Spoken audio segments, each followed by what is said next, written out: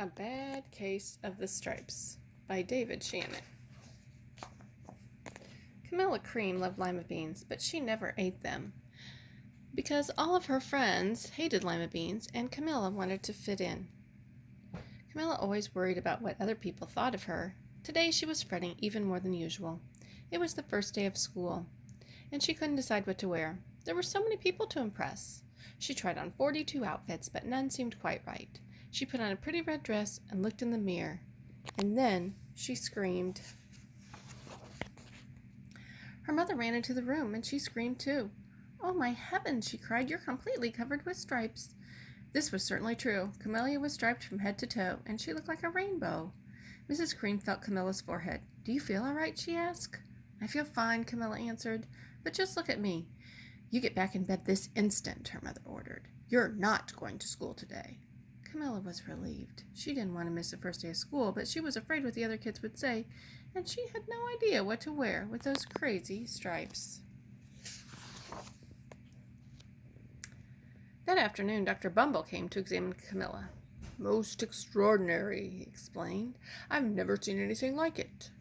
Are you having any coughing, sneezing, runny nose, aches, pains, chills, hot flashes, dizziness, drowsiness, shortness of breath, or uncontrollable twitching?" "No, I'm fine," said Camilla. "Well then," Dr. Bumble said, turning to Mrs. Cream, "I don't see any reason why she shouldn't go to school tomorrow. Here's some ointment that should clear up those stripes in a few days. If it doesn't, you know where to reach me." And off he went. The very next day was a disaster. Everyone laughed at Camilla. They called her Camilla Crayon and Night of the Living Lollipop. She tried her best to act as if everything was normal, but when she said the Pledge of Allegiance, her stripes turned red, white, and blue, and she broke out in stars. The other kids thought this was great. One yelled out, "Let's see some purple polka dots." Sure enough, Camilla turned purple polka dotty. Someone else cried out, "Checkerboard!" and the pattern of squares covered her skin. Soon everyone was calling out different shapes and colors, and poor Camilla was changing faster than you can change the channels on a TV. That night, Mr. Harms, the school principal, called. "I'm sorry, Mrs. Cream," he said. "I'm going to have to ask you to keep Camilla home from school today. She is too much of a distraction, and I've been getting calls from other parents. They're afraid those stripes might be contagious." Camilla was so embarrassed. She couldn't believe that 2 days ago everyone liked her, and now nobody wanted to be in the same room with her. Her father tried to make her feel better. "Is there anything I can get you, sweetheart?" he asked. "No, thank you," sighed Camilla. What she really wanted was a nice plate of lima beans, but she had been laughed at enough for one day. "I see," said Dr. Bumble when Mrs. Cream phoned the next day. "I think I'd better bring in the specialists." About an hour later, Dr. Bumble arrived with 4 people in long white coats. He introduced them to the Creams. "This is Dr. Grop, Dr. Sponge, Dr. Cricket, and Dr. Young." The specialists went to work on Camilla. They squeezed and jabbed and tapped and tested. It was very uncomfortable. "Well, it's not the mumps," concluded Mr. Grop. "Or the measles," said Dr. Sponge. "Definitely not the chicken pox," put in Mr. Cricket. "Or sunburn," said Dr. Young.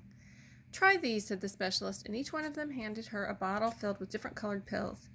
"Take one of each before bed," Dr. Grop said, and then they filed out the front door, followed by Dr. Bumble.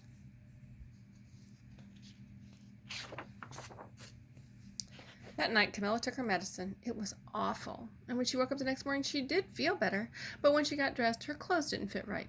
She looked in the mirror, and there, staring back at her, was a giant multicolored pill with a face on it. Dr. Bumble reached over as soon as Mrs. Cream called, but this time instead of specialists, he brought the experts. Dr. Gord and Mr. Mellon were the finest scientific minds in the land, and once again Camilla was poked and prodded, looked at and listened to. The experts wrote down lots of numbers and then huddled together and whispered. Dr. Gord finally spoke. "It might be a virus," he said with authority, and suddenly fuzzy little virus balls appeared all over Camilla. "Or possibly a form of bacteria," Dr. Mellon called, and out popped squiggly little bacteria tails. "Or it could be a fungus," Dr. Gord added. Instantly, Camilla was covered with different colored fungus blotches. The experts looked at Camilla and then at each other. "We need to go over these numbers again back at the lab," Dr. Gord explained. "We'll call you when we know something." But the experts didn't have a clue or a cure.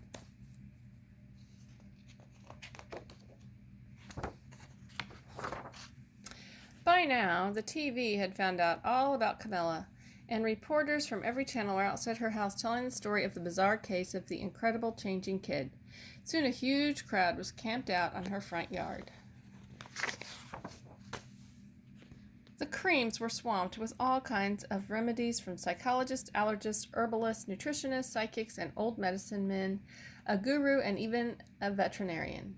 Every so-called cure only added to poor Camilla's strange appearance, and it was hard to even recognize her.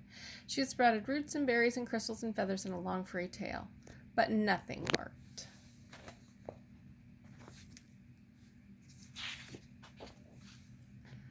One day, a woman who called herself an environmental therapist claimed she could cure Camilla. "Close your eyes," she said, "breathe deeply, and become one with your room."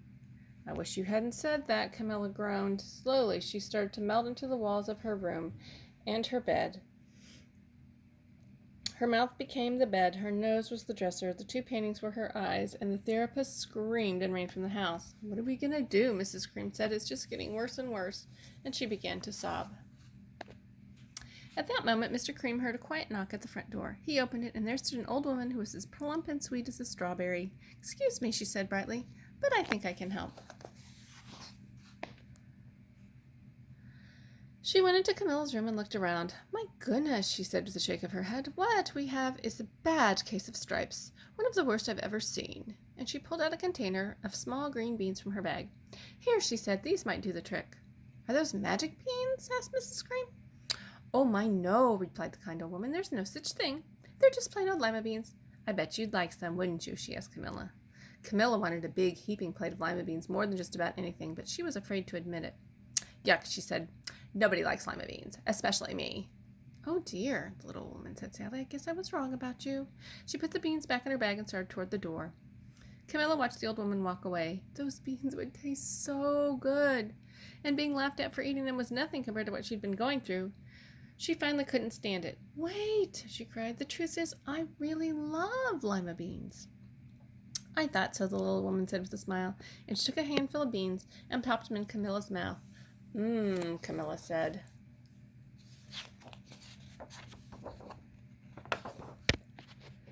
Suddenly, the branches, feathers, and squiggly tail began to disappear. The whole room swirled around, and it stopped. And there stood Camilla, and everything was back to normal. "I'm cured," she shouted. "Yes," said the old woman. "I knew the real you was in there somewhere." She patted Camilla on the head and then went outside and vanished into the crowd. Afterward, Camilla wasn't quite the same. Some of the kids at school said she was weird, but she didn't care a bit. She ate all the lima beans she wanted and never had a touch of the stripes again.